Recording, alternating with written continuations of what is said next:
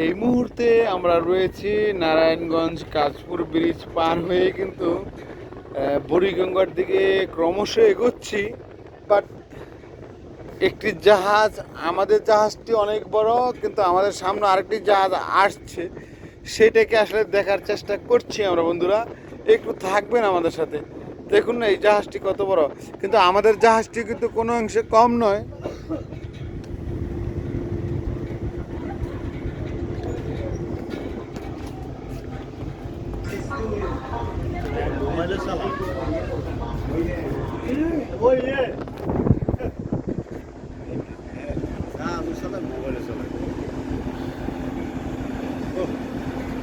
Sundarban 14, hello, how are you? Sundarban 14 কিন্তু যাচ্ছে আমাদের সামনে দিয়ে। এটা কিন্তু নিশ্চয়ই অনেক বড় লঞ্চ। এরা কিন্তু চাঁদপুর বরিশালের উদ্দেশ্যে এই মুহূর্তে তাদের গন্তব্য ঢাকা থেকে ছেড়ে আসছে। আমাদের লঞ্চটিও কিন্তু কম বড় নয়। আমরা দেখাচ্ছি আমাদের লঞ্চটি কিন্তু অনেক বড়। আমাদের লঞ্চের নাম হচ্ছে, এই লঞ্চের নামটা একটু বলো না। Gazaria shipping corporation. আমাদের লঞ্চের নাম কি সেটা বলো একটু গাইজ, সামনে তারা দাঁড়িয়ে আছে। দেখতে পাচ্ছেন আমাদের লঞ্চে যে ফ্ল্যাগটি রয়েছে সেটি কিন্তু খুব সুন্দরভাবে উঠতেছিল।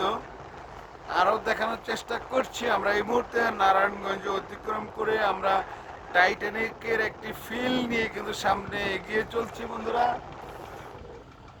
সামনে আরো বেশ কিছু লঞ্চ কিন্তু রয়েছে, আমরা দেখানোর চেষ্টা করছি আপনাদেরকে লঞ্চগুলি কি গতি নিয়ে ছুটে চলেছে।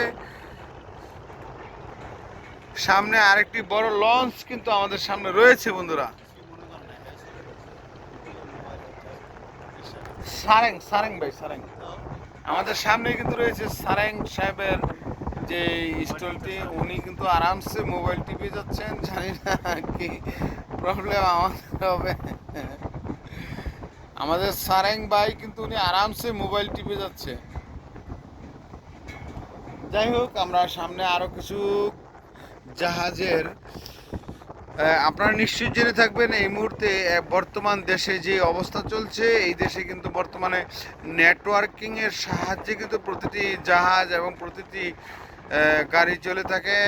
ওনারা কিন্তু নেটওয়ার্কের মাধ্যমে বুঝে যায় আসলে কোথায় কোন জায়গায় জ্যাম চলছে, কোন জায়গায় কোন লঞ্চটি আমাদের সামনের দিকে এগিয়ে আসছে, এটা কিন্তু আগে থেকে বুঝে যায়। যার কারণে অনেকটা সহজ কিন্তু হয়ে গিয়েছে বন্ধুরা। আমরা এই মুহূর্তে রয়েছি মেঘনা নদীতে।